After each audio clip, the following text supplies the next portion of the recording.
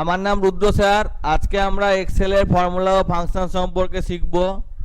বিগত দিনে আমরা জাভা প্রোগ্রামিংয়ের অনেকটাই শিখেছি। এখন যেহেতু সামনে পরীক্ষা ইউনিট টেস্ট 1, সেই জন্য আমরা চ্যাপ্টার 1 আর চ্যাপ্টার 2টাকে একবার রিভাইজ দেব। যদি কারোর কোনো প্রবলেম না থাকে তাহলে আমি আবার প্রোগ্রামিং শেখাবো। এক্ষেত্রে বলে রাখি, আমিমের জিডব্লিউ বেসিক আছে। আমিমকে 2-1 দিন এক্সট্রা ক্লাস করতে হতে পারে, সেটা আমি গ্রুপে লিখে দেব আমিম উল্লেখ করে। সেই দিনকে ক্লাস করলে আমি জিডব্লিউ বেসিক অর্থাৎ গ্রাফিক্যাল উইন্ডোজ বেসিক তার যে সমস্ত প্রশ্নপত্র ওদের হোয়াটসঅ্যাপে দিয়েছে সেগুলো আলোচনা করে দেব বা প্রজেক্ট থাকলে করে দেব। তো আজকে চ্যাপ্টারে আর কিঞ্জলেরও বলে দিই, যদি কোনো অসুবিধা থাকে বলবা, আর এটাতেও দেখাচ্ছি। তো চ্যাপ্টার 2 হচ্ছে spreadsheet and formula and function. বলছে যে আমাদের কোনো এক্সেলের ফর্মুলা শুরু হয় ইকুয়াল সাইন দিয়ে এবং ম্যাক্সিমাম এতগুলো ক্যারেক্টার কন্টেন্ট করে। আমাদের দু ধরনের ভ্যালু হয়, একটা হচ্ছে স্ট্রিং, একটা হচ্ছে নিউমেরিক। ওয়ার্ডগুলো হচ্ছে স্ট্রিং আর নম্বরগুলো হচ্ছে নিউমেরিক। নম্বরের ওপর সাম, অ্যাভারেজ, ম্যাক্সিমাম, মিনিমাম করা যায়। আর সেল অ্যাড্রেস কলম দিয়ে শুরু হয়, তারপর ও দিয়ে শুরু হয়। বিভিন্ন অপারেটর আছে এবং অপারেটর প্রেসিডেন্সি অর্থাৎ বদমাসের rule, bracket of division, multiplication, addition, subtraction অনুসারে চলে। তো এখানে কতগুলো ফর্মুলা সম্পর্কে শিখিয়েছে এবং এখানে কিছু কমপ্লেক্স ফর্মুলা সম্পর্কেও শিখিয়েছে। টেক্সট ফর্মুলা সম্পর্কে শিখিয়েছে, সেল রেঞ্জ সম্পর্কে শিখিয়েছে। আমি এগুলো করে করে দেখাচ্ছি। এই হলো আমার এক্সেল, যেটা ওপেন হলো। এক্সেলের এইগুলোকে বলছে, কি বলছে এগুলোকে? হ্যালো, এগুলোকে কি বলে? এবিসিডি গুলোকে কেউ একজন বলো তো। তোমার তো একবার হয়ে গিয়েছে, তাও বলে দিচ্ছি, কেউই বলতে পারছে না। এবিসিডি এগুলোকে বলছে কলম, আর 1 2 3 4 এগুলোকে বলছে রো। তো এখানে যদি আমি একটা অক্ষর লিখি 4, তারপরে আমি এখানে রাইট ক্লিক করে ইনসার্ট, ডিলিট করলে ডিলিট হয়ে গেল। রাইট ক্লিক করে ইনসার্ট, ইনসার্ট করলে একটা করে নতুন রো ইনসার্ট হচ্ছে, বা কন্ট্রোল প্লাস ধরলে ইনসার্ট হচ্ছে, কন্ট্রোল পেজ ধরলে রো সিলেক্ট হবে, কলম সিলেক্ট হবে, আর শিফট পেজ ধরলে রো সিলেক্ট হবে। আমি এখানে কলমকেও বাড়াতে পারি, প্লাস করে করে, মাইনাস করে করে কমাতে পারি। সবই ডিলিট হয়ে গেল, যাই হোক। এগুলোকে বলছে সিট। এইগুলো সিট 1, সিট 2, সিট 3 মুভ করতে পারি, নাম দিতে পারি। আমি এখানে নাম দিয়ে দিচ্ছি CH2 চ্যাপ্টার 2। এটাকে আমি মুভও করতে পারি, এটাকে চিপে ধরে এরকম লাস্টে, বা অত যদি বুঝতে না পারি তাহলে এখানে মুভ টু দ্য এন্ড। ওকে, একদম লাস্টে চলে গেল। তো এইখানে আমি যদি কোনো ফর্মুলা করতে চাই, অর্থাৎ এখানে যদি আমি কিছু কতগুলো নম্বর নিয়ে নিই, 10, 20, 25 এরকম, ইজিক্যাল টু, এইখানে অটো সামে গিয়ে যদি সাম বলি, সরি এখানে যদি সাম বলি তাহলে যোগ করে দেবে। এগুলো যোগ, যোগ মানে অ্যাডিশন। যদি বলি অ্যাভারেজ তাহলে গড় করে দেবে বা অ্যাভারেজ করে দিবে, অ্যাভারেজ। যদি বলি কাউন্ট, তো কতগুলো নম্বর আছে ততগুলো বলবে, 5টা আছে, যদি একটা বাদ যায় তো 4টে বলবে। তারপর যদি বলি এদের মধ্যে ম্যাক্সিমাম কত বলে দেবে, এদের মধ্যে মিনিমাম কত বলে দেবে। এরকম প্রচুর থাকলে আমি এইভাবে না করে জাস্ট সিলেক্ট করলেই এই স্ট্যাটাস বারে দেখাই যে maximum, minimum, count, average, over typing সব দেখবো, সেগুলো সব এখানে দেখায়। ওভার টাইপিং মানে হচ্ছে এইটার ওপর যখন তুমি ইনসার্ট কি পেশ করছো, দিয়ে লিখতে শুরু করছো, তখন সেটা ওভার টাইপিং হয়ে যায়। তো দরকার নাই, আমি এখন ওভার টাইপিং অত যাচ্ছি না। তো এইখানে এইগুলোকে সিলেক্ট করলে দেখাচ্ছে যে কতগুলো সিলেক্ট হয়েছে, 5টা রো, একটা কলম সিলেক্ট হয়েছে। এইটা সিলেক্ট করলে কতটা সিলেক্ট হয়েছে, 8টা রো 6টা কলম সিলেক্ট হয়েছে। এটা সিলেক্ট করার পর এটা সিলেক্ট করলে কত হয়েছে, অর্থাৎ দুটো মাল্টিপল সিলেক্ট করতে গেলে কন্ট্রোল ধরে সিলেক্ট করলে দুটো মাল্টিপল সিলেক্ট হবে। এছাড়া F8 প্রেস করার পর আমি যত খুশি সিলেক্ট করতে পারি, F8 প্রেস করার পর যত খুশি সিলেক্ট করতে পারি, যেটা আমার মাউস দিয়ে করতে অসুবিধা হয়। দিয়ে আবার F8 মেরে দিলে আর সিলেক্ট হবে না। তাহলে এতটা, অর্থাৎ এখানে আমি একটু ছোট করে দেখাচ্ছি, অনেক বড় জায়গা যেটা মাউস দিয়ে করতে অসুবিধা হতো সেটা সিলেক্ট করা গেছে। আবার এটাকে আমি জুম করছি, বড় করছি।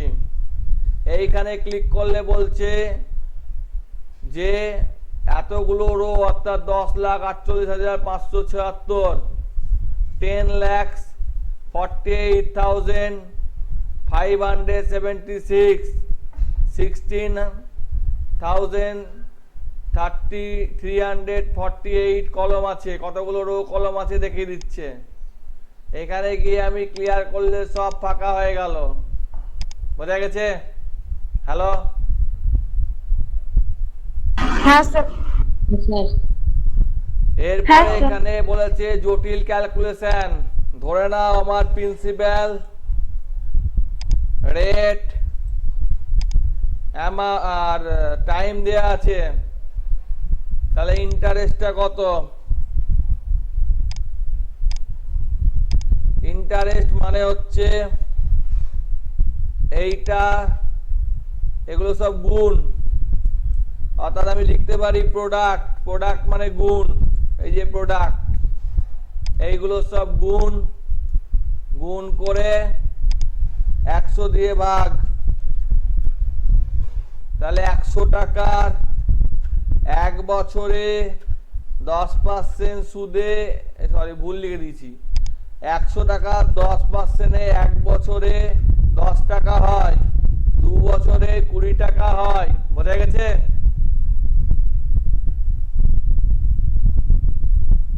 হ্যালো, তারপর এখানে এগুলো সিলেক্ট করা, যেগুলো যেগুলো বললাম এগুলো আমি একটু আগেই বলে দিলাম। কন্ট্রোল পেস, শিফট পেস বললাম, সাম, এই যে সাম করছে এগুলো দেখালাম। এখানে বলছে এই সাম করবার জন্য আমরা যে সাম করছি খুব ভালো কথা। দেখা গেল আমি এখানে এটা ক্লিয়ার করে দিলাম, এখান থেকে ক্লিয়ার অল, এখানে লিখলাম ইকুয়াল টু র্যান্ডম বিটুইন, মানে র্যান্ডম নাম্বার নেবে 10 থেকে 100-র মধ্যে নিচে, খুব ভালো কথা। এবার এখানে এইটা সাম করতে হলে আমরা কি করি, আমি এটা ভ্যালু করে দিলাম। হ্যাঁ, এখানে ক্লিক করলে সাম করে দেয়। এটা না করে যদি এইগুলোর একটা নাম দিয়ে দিই, যে মাই নম্বর, মাই নাম দিয়ে যদি আমি এখানেও লিখি তাও করে দিবে। দেখো, সাম মাই নাম, ওই একই রেজাল্ট দেখাচ্ছে। হ্যাঁ, অর্থাৎ এটা এখানে বলেছে যে ফর্মুলা, মাই ডেটার মধ্যে ফর্মুলা করে করতে হয়, অত কষ্ট না করে যা নেম বক্সে করেছি। তুমি দেখো ফর্মুলার মধ্যে নেম ম্যানেজারে চলে যাও, দেখো মাই নাম বলে লেখা আছে, সেই জন্য এটা করে দিয়েছে। ঠিক আছে? তারপর বলেছে রেঞ্জ, রেঞ্জে তো করলাম। Type of cell, cell reference, relative reference, absolute reference, mix reference. দেখো এখানে আমি 1 লিখলাম, 2 লিখলাম, 3 লিখলাম, 4 লিখলাম, 1 2 লিখে আমি 10 পর্যন্ত টানলাম, 11 হয়ে গেছে, একটু বেশি হয়ে গেছে। আমি যদি বলি ইজিক্যাল টু, এখানে যা আছে তাকে 5 দিয়ে গুণ করো, তাহলে এটা 5 দিয়ে গুণ করতে করতে চলে যাচ্ছে। তো এইটা হচ্ছে আমার যে সেল রেফারেন্স, সেই সেল রেফারেন্সটা হচ্ছে কি রেফারেন্স, প্রত্যেকটা বাড়ছে, তাই না? এইটা C1, C2, C3, C4, C5, C6, প্রত্যেকটা বেড়েছে, অর্থাৎ এইটা হচ্ছে আমার রিলেটিভ রেফারেন্স। এবার অ্যাবসুলেট মানে ফিক্সড, আমি ধরো বললাম যে এই একের ঘরটাই হবে, তাহলে এই ফর্মুলাটাই কপি করলাম, দিয়ে এখানে পেস্ট করে দিলাম, জাস্ট এখানে একটা F4 মেরে দিলাম, তাহলে একে কে 5 দিয়ে গুণ, যতই বড় বাড়ায় না কেন ও 5ই হয়েছে, কারণ প্রত্যেকটা ফিক্সড আছে, অর্থাৎ প্রত্যেকবারই C1ই আছে, অন্য কিছু নাই। দেখতে পাচ্ছ? দেখো ভালো করে চেঞ্জটা, আগেরটায় প্রত্যেকটা C2 C3 হয়েছিল, এটার বেলায় ফিক্সড হয়ে গেছে, ওই জন্য এখানে যা দেব শুধুমাত্র প্রথমটার ভিত্তিতে চেঞ্জ হবে। অর্থাৎ আমি যদি এখানে 15 দিই তো এটা সব প্রথমটার ভিত্তিতে চেঞ্জ হবে, দ্বিতীয়টাতে আমি চেঞ্জ করলেও সেই চেঞ্জ ধরা যাবে না। চেঞ্জ ধরা যাচ্ছে? ধরা যাচ্ছে না। হ্যাঁ স্যার। এবার হচ্ছে মিক্সড, আমি বললাম যে কলমটা ফিক্সড, এখানে কলম ফিক্সড রো ফিক্সড এর ব্যাপারটা আছে, তাই বললাম যে রোটা কলমটা ফিক্সড, বা এই যে এখানে বললাম যে কলমটা চেঞ্জ হবে, এই কলমটা ফিক্সড। যা কত ঝামেলা করে লাভ না, এখানে ক্লিক করে দিচ্ছি, দিয়ে F4 মারছি, এখানে column fixed, row fixed. Row fixed হলে কি হবে?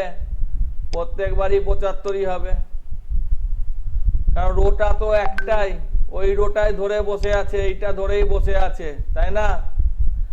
আর আমি যদি বলি কলম ফিক্সড, আমি যদি বলি কলম ফিক্সড ইকুয়াল টু এই ঘরটা যে কলম ফিক্সড, কলমটাকে ফিক্সড করলাম ইনটু 10, তো কলম তো একটাই আছে, তো কলম ধরে টানছি, প্রথম 12 150, পরের 12 150, তারপরের 12 150, সবগুলোতেই 150, যেহেতু কলমটা ফিক্সড করা আছে। কি করা আছে? কলমটা ফিক্সড করা আছে, এগুলো ডিলিট করছি। তো কলম 15, 15কে 10 দিয়ে গুণ করলে 150 হচ্ছে, কিন্তু যদি আমি কলমটা ফিক্স না করতাম, যদি আমি কলমটা ফিক্স না করতাম, অর্থাৎ বললাম যে রো ফিক্সড কলম ফিক্স না, দিয়ে 10 দিয়ে গুণ, তাহলে 50, তারপরে 25কে গুণ করে হচ্ছে, মানে কলম চেঞ্জ হচ্ছে, এখানে কলম চেঞ্জ হচ্ছে, রো তো ফিক্সড, তো 250, এখানে ঘরটা ফাঁকা আছে, বি এর ঘরটা ফাঁকা আছে, ওই জন্য দেখাচ্ছে না।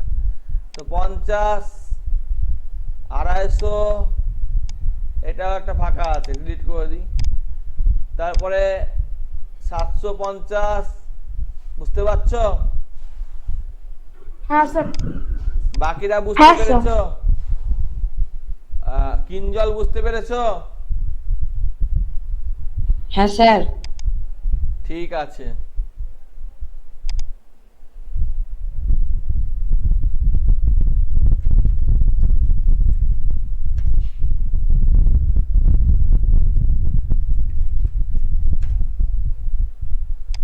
এবার আমাদের বিষয়বস্তু বলেছে, এগুলো বলে দিলাম, সবগুলোই বলে দিলাম, অ্যাবসুলেট থেকে শুরু করে সব বললাম।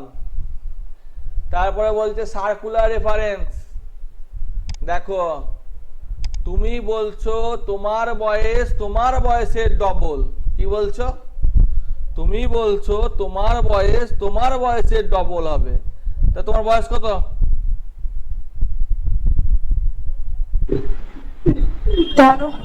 12।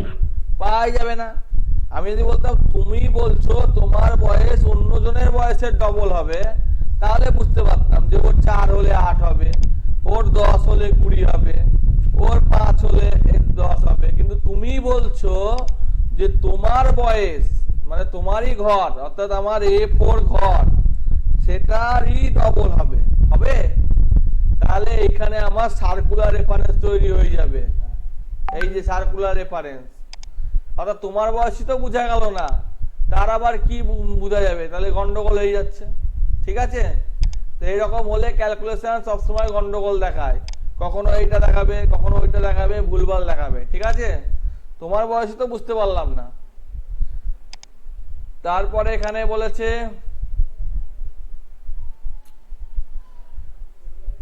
অ্যানাদার ওয়ার্কশিটে কাজ করা। আমি এই ওয়ার্কশিটে একটা কাজ করেছিলাম, সেইটা আমরা নেম ম্যানেজারে গিয়ে দেখতে পাচ্ছি মাই নেম বলে একটা করেছিলাম চ্যাপ্টার 2-তে। এই চ্যাপ্টার 2 এটা আমরা অন্য ওয়ার্কশিট, এই ওয়ার্কশিট তো চিনতে পারবে না, কিন্তু আমি যদি লিখে দিই নাম সাম মাই নাম্বার, তাহলে তাকে দেখে দিল 82। অর্থাৎ এখানে এগুলো যোগ করলে 82 হবে। আমি যতদূর নিয়েছিলাম এতদূর হয়তো আপনি নিয়েছিলাম, এতদূর নিয়েছিলাম, এই এতদূর অব্দি নিলে 82 হবে। এইখানে দেখো ছোট্ট করে দেখাচ্ছে, এবং এটাকে মাই নেম বলে এখানে দেখাচ্ছে, এই যে এখানে। ঠিক আছে, তাহলে এটা হচ্ছে অন্য রেফারেন্স অনুসারে কাজ করতে পারছি। তাহলে সিটে নাম দিতে হবে, দিয়ে নাম দিয়ে কাজ করতে হবে, বা অন্যভাবেও কাজ করা যাবে। আমি বললাম ইজিক্যাল টু সাম দিয়ে চ্যাপ্টার 2 এর এইগুলোকে ধরে টেনে দিলাম 840 840। এটা দেখো করলে 840 দেখাচ্ছে। বিশ্বাস না হলে এখানে একটা ঘরে কালার করে দাও, দিয়ে অটো সাম করো, দেখো 840 বেরাবে। বুঝতে পারা গেছে? হ্যাঁ স্যার। ফর্মুলা এরর, কি কি এরর হয়? এইটা এইটা এইটা এইটা কি কি হয় করে করে দেখাই। এখানে আমি লিখলাম ইজিক্যাল টু এই ঘরটা ইনটু 10, এটা একটু বড় ঘর হয়ে গিয়েছে। এই ঘরটা নাম্বারে যদি করি তাহলে অনেক বড় হবে। এবার এটাকে ছোট করলে এইটা এখানে আটছে না, সেই জন্য এই ধরনের এরর বলছে। ঠিক আছে, হ্যাঁ। এখানে লিখলাম 5, আর এখানে বললাম যা আছে তাকে 0 দিয়ে ভাগ করো, তাহলে ডিভিজিবল বাই 0 সম্ভব না। এটা হলো দ্বিতীয় নম্বর এরর। তারপর বলছে এইখানে ডেটাটাই নাই, এখানে ডেটার বদলে অন্য কিছু আছে, ওপি। তাহলে ভ্যালু, কারণ ওপিটা কে কি ভাগ করা যায়? ওপি তো একটা উল্টো পাল্টা জিনিস, তাকে কি ভাগ করা যায় বা যোগ করা যায়? এর সাথে 10 যোগ করা যায়? সম্ভব হবে না, সেই জন্য ইনভ্যালিড অপারেটর দেখাচ্ছে। আর একটা হচ্ছে ডেটা নট অ্যাভেলেবেল। এখানে তুমি সূত্রপুত্র সব বসালা, বসিয়ে এইটাকে ডিলিট করে দিলা, তাহলে ধরো রেফারেন্স টাইপের এরর দেখাচ্ছে, মানে ওইটা অ্যাভেলেবেল না, এটাও একটা ভুল। আর এনএ বলে একটা ভুল হয়। এনএ ভুলটা হচ্ছে এইখানে তুমি সাম করেছিলা, দিয়ে 82 এসেছিল, দেখতে পেয়েছো? হ্যাঁ, এবার তুমি ফর্মুলা বারে গিয়ে নেম ম্যানেজারে গিয়ে এইটাকে ডিলিট করে দিলা, তাহলে কি হবে? তাহলে তোমার এটা নেম আসছে, অর্থাৎ ওই নামে তো কোনো ফর্মুলা না, এটাও এক ধরনের এরর, সবগুলো বইয়ে দেওয়া নাই। ঠিক আছে। আর একটা হচ্ছে যে ধরো তুমি এখানে লিখলা মার্ক 050, 0 পেলে ফেল, 50 পেলে পাস, এটা রেজাল্ট। এইগুলোর নাম দিয়ে দিলা মার্ক, দিয়ে তুমি একটা ভি লুকআপ মারলা। আমি জাস্ট বুঝাবার জন্য করছি যে এখানে যেটা পাবে সেইটা মার্কের ভিত্তিতে নম্বরটা দেখাবে। তাহলে ফেল দেখাচ্ছে, কিছু নাই, 0 আছে মানে ফেল, 54 আছে মানে পাস, কিন্তু -2 আছে, তাহলে এনে -2 তো এখানে কোথাও নাই, 0 আর 50 দিয়ে আছে, তাহলে সেই রকম হলে এনে দেখাবে। ইউজিং ফাংশন অ্যাভারেজ দেখিয়েছি, কাউন্ট দেখিয়েছি, এটা হচ্ছে লগারিদম। তোমাদের এখন দেখার দরকার নাই, লগ জানো তোমরা? হ্যালো, না স্যার। হ্যাঁ না স্যার। ঠিক না আছে। স্যার। ইন্টিজার মানে পূর্ণ সংখ্যা, এখানে দশমিকটা বাদ দিয়ে নিয়েছে। এলসিএম এটা তোমরা জানো আশা করি, ঠিক আছে? হ্যাঁ স্যার। এলসিএমটা বের করে দেবে, এটা আমি করে দেখাচ্ছি।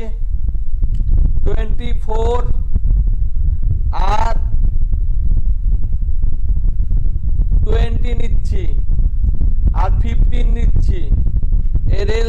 বের করব 120, ঠিক ঠিক আছে। হ্যাঁ, আর একটা যদি এলসিএম বের করতে পারি হ্যাঁ স্যার। তাহলে জিসিডি গ্রেটেস্ট কমন ডিভাইজার, এদের মধ্যে কমন হচ্ছে 1, কেউ কমন নাই। তো এটাকে আমি 10 করে দিচ্ছি, তাহলে 60 হয়ে যাবে, 2 হচ্ছে তাহলে কমন। এটাকে 12 করে দিচ্ছি, 60 আর 2 কমন হচ্ছে। বোঝা গেছে? লেন মানে দৈর্ঘ্য, এখানে 5 কথাটার দৈর্ঘ্য কত? এই 5 কথাটার দৈর্ঘ্য হলো 4। ম্যাক্সিমাম মিনিমাম দেখিয়েছি। মড, মড মানে ভাগশেষ বের করে। 60 লেখা আছে, 60কে যদি আমি এগুলো দিয়ে ভাগ করে মিলে যাবে।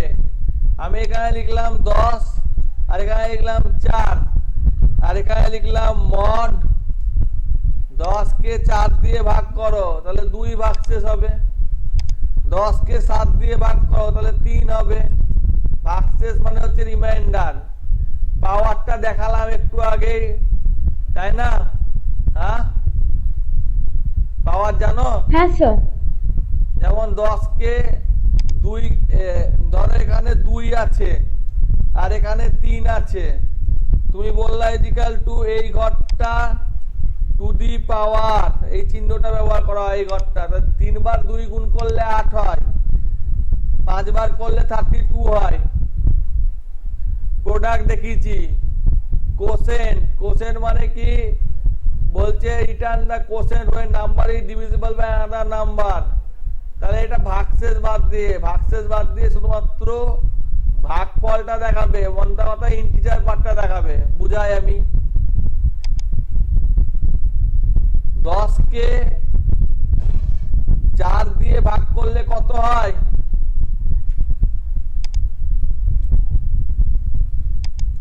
এরকম 2.5 হয় হয়তো। হ্যাঁ স্যার। কিন্তু আমি যদি বলি যে না, আমি শুধুমাত্র ভাগশেষটাও থাকবে, নিমোটা, তাহলে 2 ভাগশেষ, 2 বা 2 দিয়ে যায়, বা 10 বাদ দাও, এখানে তুমি 30 বসিয়ে দাও, তাহলে 7, তাই না? 4 7 28, 4 × 7 28, তাই না? বোঝা গেছে? হ্যাঁ হ্যাঁ স্যার। রাউন্ড, রাউন্ড মানে তোমরা জানো যে একটা 5-এর বেশি হলে পূর্ণ করে দেয়। এখানে 19 পয়েন্ট, এটা রাউন্ড করেছে 2 পয়েন্ট অবধি। স্কোয়ার মানে হচ্ছে বর্গমূল, সাম মানে যোগ, টুডে মানে আজকের দিন, ইফ ফাংশন দেখাচ্ছি। এখানে আমি ধরো করব, এখানে বললাম টুডে, তাহলে আজকের দিন দেখালো। এখানে বললাম নাও, সরি নাও, তাহলে আজকের দিন ও টাইম দেখালো। এখানে বললাম নাও, আজকের দিন ও টাইম দেখালো। দিয়ে শুধুমাত্র আমরা এখান থেকে টাইম করে দিলাম, তাহলে শুধু টাইমটা দেখালো। ঠিক আছে? কন্ট্রোল সেমিকলন মারলেও টাইম দেখায়, কন্ট্রোল শিফট সেমিকলন মারলেও টাইম দেখায়। ওখানে টাইমটা চেঞ্জ হচ্ছে আর এখানে টাইমটা চেঞ্জ হচ্ছে না, ওখানে টাইমটা চেঞ্জ হচ্ছে আর এখানে ফিক্সড হয়ে গেছে। বুঝতে পারছো? ফাংশনের ক্ষেত্রে টাইমটা চেঞ্জ হচ্ছে। তারপর এখানে বললাম ইজিক্যাল টু ইফ, যদি এই ভ্যালুটা গ্রেটার দ্যান ইজিক্যাল টু 50 হয়, তাহলে পি মানে পাস, আর না হলে এফ মানে ফেল। তা কিছু দিইনি মানে ফেল, 70 দিয়েছি মানে পাস, -3 দিয়েছি মানে ফেল, 100 দিয়েছি মানে পাস। বোঝা গেল? এটাকে আরো কঠিন ভাবে দেখিয়েছে, অত দেখাবার দরকার নাই। তারপর বলছে প্র্যাকটিস কম্পিউটার ল্যাব, প্র্যাকটিস করো, এই সমস্ত দিয়ে দিয়েছে, আর কিছু না এখানে।